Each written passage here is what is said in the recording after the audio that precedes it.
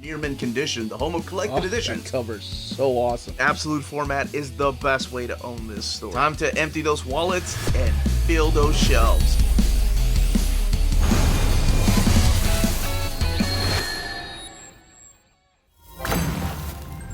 How's it going, all you minties? Uncanny Omar here from Near Mint Condition, the home of collected editions. And join me today for your advanced look. She is finally here, Dazzler Omnibus from Marvel Comics. So, let's go ahead and get started.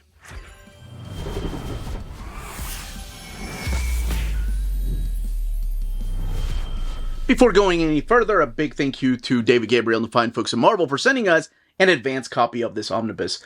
This omnibus is due out in the direct market and book market on October 15th or 16th, depending on where you get your books. And speaking of direct market and book market, what we're looking at here is the standard edition cover. This is the one that's going to be available everywhere, and it is supplied by Artgerm. And my jaw dropped when I saw this cover when Marvel sent it my way when I got to announce the book. I was taken back. It is the classic outfit from her first appearance. But let's look at, on the left-hand side, the direct market cover from issue number 1, and that is supplied by Bob Larkin. That is the classic painted cover that has been a fan favorite for many years and got a lot of us, including me, to pick up Dazzler number 1 without really knowing exactly what her comic is about. Now, there is a difference in the spines, but everything else underneath the dust jacket is the same. And I am here to talk about what exactly this book is and who it might be for, in case you've never read an issue of Dazzler. So you have the Marvel logo, the Dazzler logo there, and then all of these credits like Tom DeFalco, Danny Fingeroth, Jim Shooter, Archie Goodwin, Ann Nocenti, John Romita Jr., Frank Springer, Paul Chadwick, and Don Perlin. And the spine again, having a different picture down there. Marvel Omnibus, Dazzler, and all the folks right here. This is their last names. And Dazzler down there. And then, of course, the image of all the covers. I want to say you have most of the books collected in here. No, they do have the Secret Wars 2 in there. Okay, so this is all the books. What is collected in here, there's really no synopsis as to what's in here. The complete Dazzler in one massive it is a thickie. The ISBN in the book retailing for $150. Underneath the dust jacket, actually, I think that is the same pattern that they use for the Marvel Masterworks direct market cover. Regardless, it's the lights, right? So on the left-hand side is a little blurb about the stories in here, and then on the right-hand side about the creators, the same creators that took the top billing here on the cover. Can't stop looking at that cover. Cover's gorgeous. Yeah, so that's the pattern. Over here is that image that you saw on the spine, but again with that pattern. I wonder if they wanted to use that for like the back cover. And then this piece right here, which was, I think it was a pinup. And Dazzler Omnibus. Okay, this has been previously, this is how big it is. It's been collected in a series of Masterworks, 4 of them. So there are 4 Masterworks in this omnibus. We're going to crack this book open. I'm going to talk a little bit about the stories found in here and also show off the artwork, talk about the build of the book. And yeah, let's go ahead and check out what Dazzler is about. All right, let's go ahead and crack this omnibus open. Here is your end sheets and Dazzler Omnibus right here. Title page telling you what it's collecting. A little bit of information here behind the people that put all this together. This page, boy, Rogue, back in the day. Remember that hair? And then your credits over here with the top billing being Tom DeFalco, Danny Fingeroth, Jim Shooter, Archie Goodwin, and Ann Nocenti. A lot of other writers here, including Chris Claremont, who of course did her first appearance. And then your pencilers over here, like John Romita Jr., Frank Springer, Paul Chadwick, and Don Perlin. But then again, John Byrne doing her first appearance. And the inking over here of Terry Austin, Mike Esposito, and Alfmando Gil, and Steve Lealoha, and Vince Coletta, Alfredo Alcala, who actually did the 2 issues, which has a really interesting story behind the scenes. Lettering over here by Tom Ursachowski and Joe Rosen and Karen Nimri, just to name a few. Your coloring by Glynis Wein and Bob Sharon and Don Warfield, just to name a few of the colorists. Your table of contents. 1. This is crazy. 2, 3, 4 introductions of Marvel Masterworks. That's insane. Most of the time, to kind of give you an idea, Omnis have 2.5 to 3 Marvel Masterworks of material. This book has 4 Masterworks. There's an introduction here by Danny Fingeroth, talking about the craziness of how much Allison, how old he is compared to her, and how she first started out being 23 years old in 1979. Does that mean that they're the same age? And how is it that Allison Blair is still the same age and he's older? And here is the kind of breakdown of some of the issues that he worked on and a little behind the scenes about Dazzler. So collected in here is Uncanny X-Men, or rather when it was just known as X-Men, 130 and 131, Amazing Spider-Man 203, Dazzler 1 through 42, Marvel graphic novel number 12, which is the Dazzler movie, Beauty and the Beast 1 through 4, Secret Wars number 4, and then material from What If 33 and Marvel Fanfare 38. This book has 1,360 pages and retails for $150. So it does begin with her first appearance. However, there is a lot of behind the scenes here as to how she was supposed to show up and how everything got started between Marvel Comics and Casablanca Records, and how it's supposed to be Grace Jones. There was eventually Bo Derek, based on Bo Derek, and how there was supposed to be a movie about Dazzler. And then it kind of fell through, so the rights 100% belonged to Marvel Comics, so they dropped Disco Dazzler, because at first she was supposed to be Disco Dazzler, roller skates and everything, and again, looking like Grace Jones, and just became Dazzler. So it was going to be such a big movie tie-in comic book that it was supposed to be in a Marvel Super Special one-shot. And then eventually, since the Casablanca Records dropped out, it became Dazzler 1 and 2, because they wanted to use that wonderful artwork by John Romita Jr. in the Dazzler ongoing series. So it's weird that this started off as something like, hey, we're going to make a Dazzler movie, or Disco Dazzler, and then, hey, we're going to make a Dazzler comic book. But her first appearance was in these issues of the Dark Phoenix saga, where both the Hellfire Club and the X-Men are interested in her, and Kitty Pryde. Only one of them get to join the team, and that is, of course, Kitty Pryde. And Dazzler decides, this life ain't for me. I'm out of here. The next time you see her is in the Amazing Spider-Man issue, where she, gets into a little bit of a fight with Spider-Man, because she's used to reading the Daily Bugle, and she knows what the Daily Bugle thinks of Spider-Man. And of course, by the end of it, you kind of see Spidey's like kind of crushing on Allison. She's a little cutie, man. He's like, yeah, what's going on? And she's like, deuces, I'm out. I'm going to make my own comic book. And here we are with the very first issue right here. And what's interesting about this is that Marvel experimented with this because they were trying out direct market only. So only at your local comic book store could you get Dazzler comics. Of course, we saw them do things like Kazar later on, but they wanted to try something a little bit different. And it sold 400,000 copies of Dazzler number 1. And that's amazing for a comic book like this, because this is a character that doesn't want to be a hero. She just wants to be an entertainer, and that's why she then joined the X-Men. That's why she didn't go and join Spider-Man in his adventures. She wanted to do her own thing, and her own thing was singing. But as luck would have it, that doesn't happen, right? Like, this is comic books. So how do we keep 42 issues of Dazzler going? With trouble coming to her. So almost borrowing that formula of both Spider-Man and X-Men. Spider-Man, guy that wanted to be a wrestler, didn't want to be a superhero, but gets forced into that life. And then X-Men, trouble always comes looking for them. So in the first, in the first 20-something issues, there's a lot of guest stars, making her really a big central part of the Marvel Universe. There's a showdown between her and the Enchantress, where Enchantress is mad at her because she's auditioning for the same role. A bunch of Asgardian warriors get involved, a bunch of her demons get involved and fight the Avengers. I do love this part right here where the Avengers and Spider-Man and some of the Fantastic Four and X-Men gotta go change because they're all, civilian outfits here at the show, and then they're like, wait, we're superheroes. There's an army of trolls and demons invading. We gotta change. And then Spider-Man's like, oh man, all the bathroom stalls are locked up. So he changes outside. I thought that was awesome. She gets involved with Doctor Doom. So a lot of characters, a lot of guest stars happening at the very beginning. We get to see her sleazy manager, Harry, and then his involvement with some villains. Later on, this is Doctor Doom trying to get this particular stone to go and destroy the world.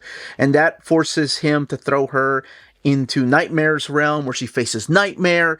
And something happens towards the end of that where she is really hurt, but that's okay. Johnny Storm takes her to the hospital, and it is one story after another.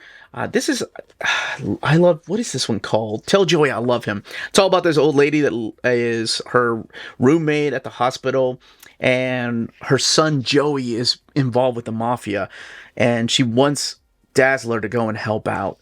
So this is the first appearance of the Blue Shield, and he has a little bit of a twist as to who she is, or who he is. And this is the fight against the Hulk. By now, this is Danny Fingeroth writing the story. Tom DeFalco is stepping off as the writer because he's the one that started writing the stories of Dazzler in the ongoing series. And her power is pretty unique, right? Like, her power is based on sound and light. She absorbs sound, and then her mutant body just takes that sound that she absorbs and throws it off as light energy. And that's what her power is. And sometimes it can be like a photon cannon or something like that. But early on, it's just a light show at first, right? Because that's what she is. She's an entertainer. She sings in a band, and this is how she entertains people. And one thing you're going to notice right now, letter pages. I mentioned how this was collected in Marvel Masterworks format, but Marvel Masterworks don't collect the letter pages, and now we have the letter pages here intact. Every single one of the ones that appeared in the Dazzler comic is collected here for the first time.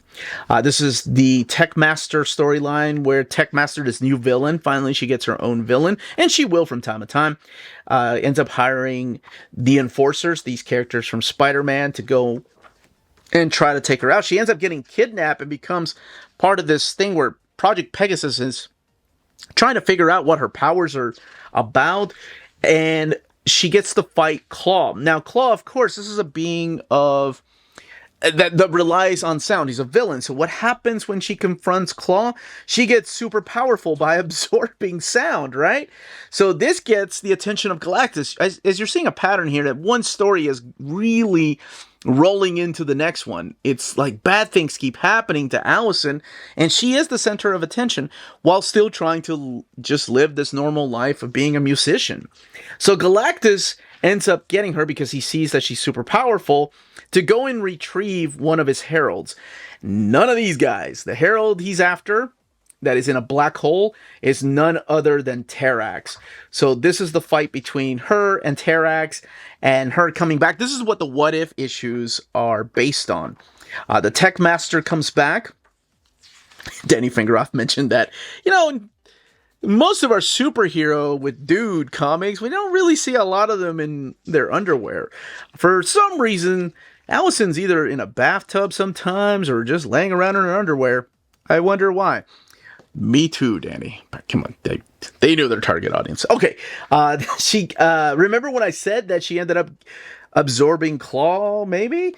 Well, she gets in trouble with the law, and there's a whole trial because, that she might be a murderer. So they throw her in with these particular people. Who are they called? Is that Screaming Mimi? These ladies right here. These are not the femme fatale, the gamblers, what are they called? The grapplers. Why did I say gamblers? It's not like Kenny Rogers. Anyway, again, the letter pages. Here's another introduction by Danny Fingeroth. I will suggest reading the comics first before reading Danny Fingeroth's introduction, because it does kind of spoil a couple of things throughout here and there. So just read the comic. I think you'll be better off that way first. And this is her tour of the Marvel Universe. She's still meeting superheroes and supervillains. This is the team up. At first, the fight against She-Hulk. And then later on, she does end up hiring Jessica Drew. Now, who is Spider-Woman. One thing I haven't talked about is in the first issue, it is established how she's able to... Here we go. So in this first issue, we get a little bit of a flashback here, how her mutant powers got activated, where she was, and then her relationship with her father. And one of the things that you'll notice is that her mom wasn't a part of the picture at a young age. And, you know, now she's in New York and traveling with her band, and her father's still a part of the story.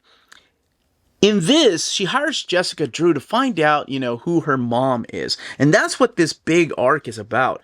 It's like, who is her mother and where is she and why does she leave? The Enchantress comes back for a rematch. And it's stories like this that you'll be seeing through here. It's not like your stereotypical Marvel superhero stories. There's a lot of differences between this and what was going on in like X-Men. And this is Angel and her, like, fighting Doc Ock. Eventually, Angel will take her to Professor X to kind of get, you know, some kind of guidance in her life. She fights the Absorbing Man, still with Angel, and Angel's really sweet on her. Like, he wants to, you know, carry this relationship elsewhere outside of the sky. But she's like, yeah, not really into that. This is really cool, because if you know anything about Black Bolt and his powers, this matchup is freaking awesome and what they can do together. Skipping a lot of pages. I promise I'm not going to talk about each of these issues. I just find it to be such a unique story that, you know, we weren't really telling back then. This is one of the rare, I think it's a photo cover right there. You'll see eventually like Bill Sienkiewicz doing a lot of the artwork. And there are some supporting cast in here. It's not just like the Marvel Universe. You'll see other characters in here, like Vanessa Tooks, who plays a big role in her life. Like, she is the one that helps find something out about Allison's mom. You'll see a sister she didn't know about, and that is Lois. Lois London, that's her name. Lois London will play a big part in her life, especially the last half of the book.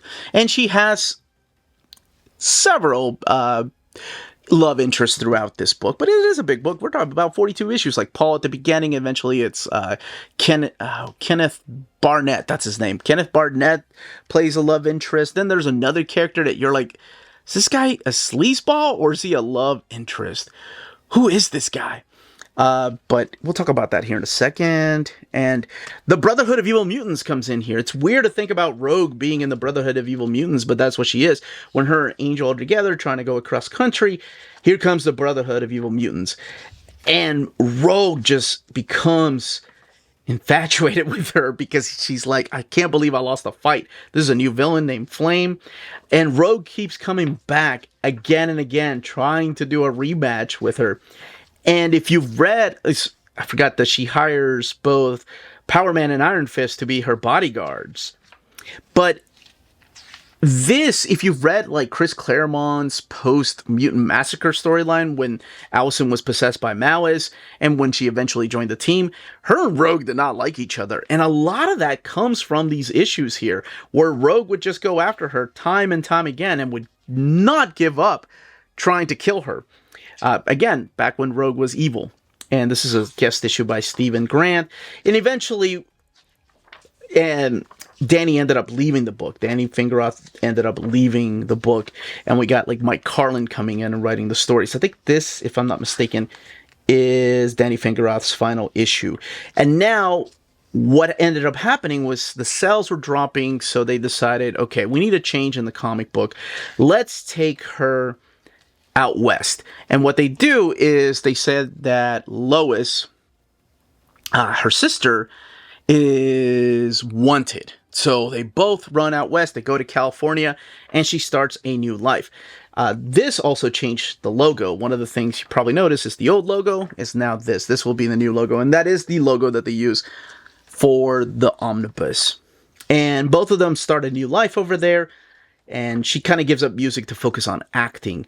And again, Rogue is not giving up the fact that she did her dirty by winning the fight. So now it's time to get revenge again, this time out in California.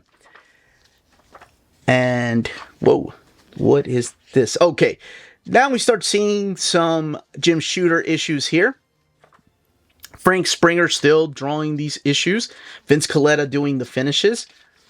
But eventually it will be other artists. And one of the other things that they did with the series, this is Assistant Editors Month, including Ralph Macchio making an appearance there with his card. No, not him. That guy. But one of the things they did was also make it bi-monthly. So it went bi-monthly. They got a new creative team. Well, at least the writer was new. And then they changed the storyline from her just, being a musician to being into the movies and changing the whole scenery. So it did, make the book last a lot longer. There's a new character that kind of comes into play, and his name is Roman Nakoba, who will play a big part in what we'll know as Dazzler the movie. The Inhumans come back in this issue, and she ends up helping them with her light power. And, there's even a return of an old character, Millie the Model, opening up her own modeling agency. Millie's Models, I think it's what it was called. So, a lot of these issues by Shooter build up for the Dazzler graphic novel. Dazzler the movie right here. And in this particular graphic novel, something huge happens where, I don't want to spoil what happens in case you haven't read it, but they still talk about what she did here in those issues of Claremont's X-Men later on. And yep, that was a booty shot. And this is an introduction by Michael Higgins. And it kicks off with Beauty and the Beast. So this is the last fourth of the book. This is the Beauty and the Beast miniseries that both of them get captured and put into this gladiator-style type of pit, fighting other characters through here. And you see Beast. I mean, Beast has been there since issue number 1, like back when he was with the Avengers. And by now, you're like, well, why doesn't he invite her to be on another team? Well, that was the thing that Claremont wanted to do. He wanted to use, first of all, Sarah, and then Dazzler. But at the end of the day, it was Jean Grey that got to join the X Factor. So Dazzler was supposed to join X Factor. You can kind of see that a little bit in Beauty and the Beast, that he was like, would you like to follow me and join X Factor? And these are some of the last issues collected in the Omnibus, which wrap up the run. I love this character right here. And this is the character, this is O.Z. Chase, who made his first appearance through here, and makes a lot of appearances throughout the book. Archie Goodwin is the writer during this particular time, by the way. And this was actually my first issue of X-Men, if I'm not mistaken. Yeah, not X-Men, I'm sorry, Dazzler. Because it had those guys and it said X-Men. I'm like, okay, I'm reading Dazzler and X-Men now. Let's go see what it's about. And that's what it was about. It was about them trying to help her out. But anyway, O.C. chases this character who's a bounty hunter. He was hired to bring in Dazzler. But he didn't realize that he was hired by this other villain named Dust. So he does try to make amends with, looks like Gene Hackman there. He does try to make amends with his wrongdoings. And eventually they become friends. So much so that if you've read The Fall of the Mutants Aftermath, it's a beautiful story told from his perspective. I love it. Oh, it's so good. And he has this dog, Cerebus. Cerebus is the dog's name. And there's the Secret Wars tie-in, which is just the only tie-in that's in here from Secret Wars that leads into the issue of Dazzler that features the Beyonder, and that is issue number 40. And then eventually you get the final 2 issues. Paul Chadwick from Concrete, you probably know that name because he did the the creator-owned series Concrete, does the artwork for the final issues here. And again, Archie Goodwin writing these particular stories. And then it comes to an end, and you can find out exactly how it ends, because I'm going to move on to what the other books in here are. And one of them, for example, is this Marvel Fanfare number 38 in here, with her and Rogue now, different parts of their lives. And then you get the What If issue, but only the Dazzler part. What if Dazzler had become Herald of Galactus? Going back to those issues where she meets Galactus and he puts her on a mission, written by Danny Fingeroth, but Mike Vosberg doing the penciling here. And it takes an interesting turn, just like all What If issues does. This is the What If all parody issue. It's just one page. The house ads here that are made to look like house ads, parody stuff. The official handbook of the Marvel Universe. The cover here, the painted cover by Bob Larkin, so it doesn't have the logo or anything. And then you get original art, the house ads, and the cover art. Never mind. And then Marvel Age of 16 Lance Tooks became assistant editor. Oh, is that who Vanessa Tooks is after? Okay. At 16! Way to go, Lance. And then you get, of course, Bill Sienkiewicz painting all of his covers. The house ad for the Dazzler the movie, the Dazzler graphic novel. Beauty and the Beast. House ads. Marvel Age. And Dazzler number 36. More of Bill Sienkiewicz's artwork. Marvel Age. Classic X-Men here. Covers. And then the Marvel Fanfare pinup. And the cover here by Todd McFarlane. And then, of course, the Art Germ cover and what it is reprinting. I wanted to come back to this because one of the things I'm really surprised at is that they didn't include, like, the original art for her designs. They have this is an early Dazzler sketch by John Buscema, but not the designs that they did with, like, the character that looked like Grace Jones. I'm surprised that it's not in here because I've seen that online before. But let's go back to the end sheets, and now let's talk about the build, and we'll do a little quick comparison. 1,360 pages. Sewn binding, this book printed at the Donnelly printer. And when I have a book this big, I always think, oh man, it's going to be like really thin paper to make it look slimmer on the shelf. No, they did a good job with the paper stock. It's the same that Donnelly has been using for years now. So there's minimal bleed through happening. And the way the book lays over, well, you saw that eye. It's very minimal gutter loss, if any at all. And what I want to do now is do a quick comparison to one of the Masterworks here. Okay, here we have Volume 3, because this is the one with the Dazzler the movie. I wanted to show you what the art looks like compared to the Masterworks. So, here, let's actually move it over here. So it is a little bit bigger, of course, because we are talking about an omnibus compared to the Masterworks.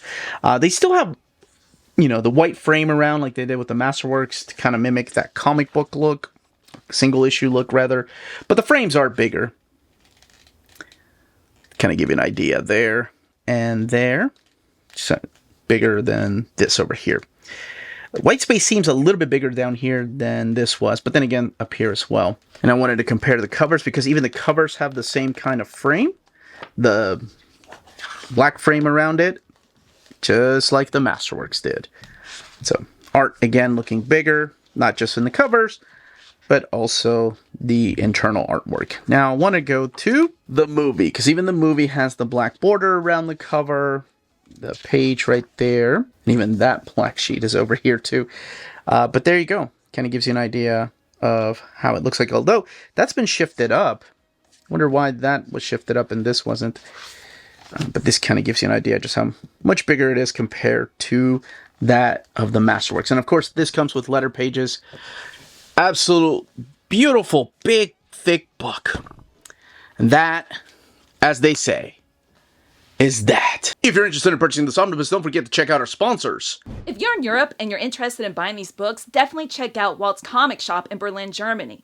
They have the cheapest pre-order prices, flat shipping rate of €12 for all EU countries, emails answered within 24 hours, waltscomicshop.com, and you can use the code nearmintcondition at checkout and get free shipping for all EU countries with your first order over €40.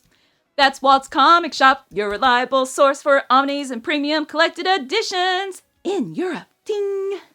CheapGraphicNovels.com, your online home for graphic novels and collected editions up to 50% off cover price. They have excellent shipping and prompt and helpful service. Check out their bargain deals for up to 90% off cover price. And don't forget that CGN also takes pre-orders. That way you don't miss out on the hottest releases. And they are currently running a special promotion for you Minties. If you're a first-time customer, after receiving your order confirmation email, reply back to that email and let them know Near Mint Condition sent you their way. They will then apply a free shipping promotional credit to your next order in the US. Cheap Graphic Novels, your source for the hottest books with the kind of deep discount, quality shipping, and customer service that will keep you coming back for more. And that was the content, the page count, the build of this book, and the quick comparison to the Marvel Masterworks. If you have any questions, leave them down below. Don't forget to smash that like button, subscribe, and ring that bell for notifications. Everyone, stay healthy and safe out there. Much love. Actually, no, not much love. Hold on a second. What other X-Men character would you love to see get an omnibus collection? That's the question I'm asking. All right, now everybody can go about their day. Much love.